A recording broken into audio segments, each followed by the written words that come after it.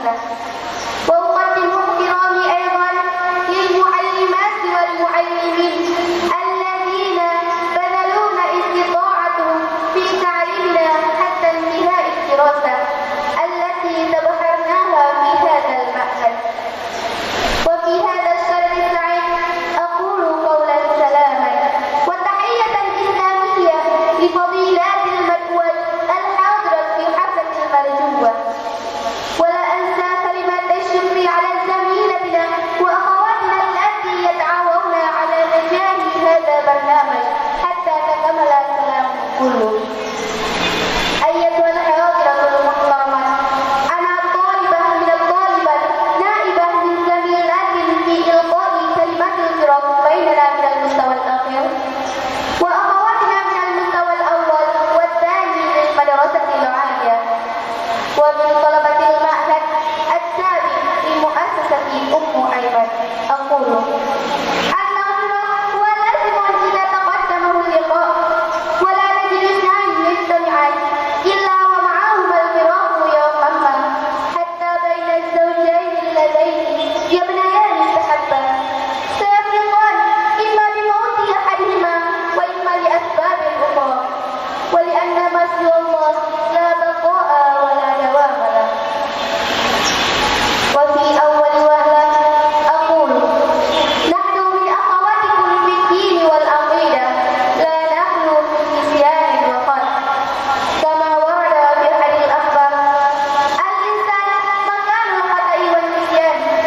ولذا نرجو من أخواتنا التي يتعلمن في هذا المعهد عفوا كثيرا بما نسينا أو أخطأنا من السلوك عندما نعاملهم طول حياتنا في هذا المعهد. أيتها الحاضرة المحترمات، فقد خطر ببالنا متعب الساعي أن أنفسنا معلقة بهذا المعهد، ضرب نفوسنا وحملنا إلى محار خاصة من العلوم الدينية حتى نعرف بعض فضيلة الأخلاق والسلوك في معاملة بين مجتمع الإسلام.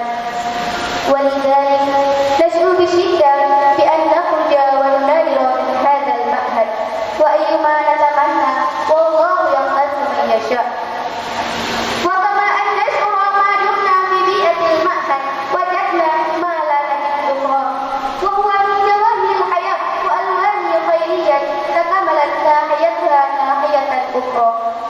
وهذا كله لا ينسلك من التوجيهات وإرشادات والتعليمات من المعلمين والمعلمات في هذا المعهد منذ وصولنا إليه.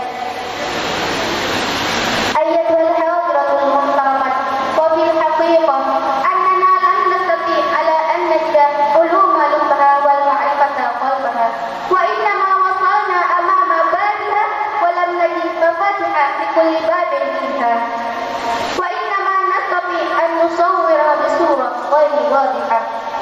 ولذلك أيتها الأخوات، علقنا أملكن على النجوم في السماء، وإن لم نكن وصلنا إليها فلكنا في وجهنا وحسب علينا بالتفاؤل لا بالتشاؤم، وأن نعتمد على الناس، وهذا أساس النجاح.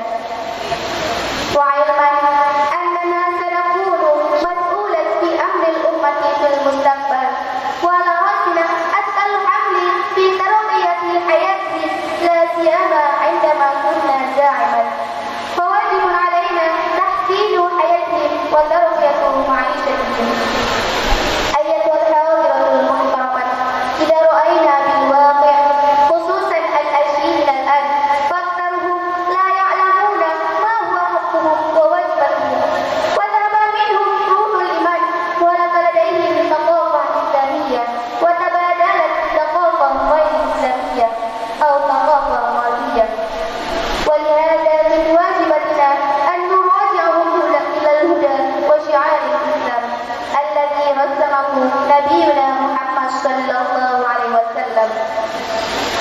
وعلى هذا كله في هذه الفرصة الثمينة التي جمعتنا فيها جميعا في هذا اليوم المبارك، نرجو من المعلمين والمعلمات أن يدعوا الله لعلنا ناجحا يوم إقبالنا بعد أن نتخرج من هذا المعهد. وفي الأخير نرجو من أخواتنا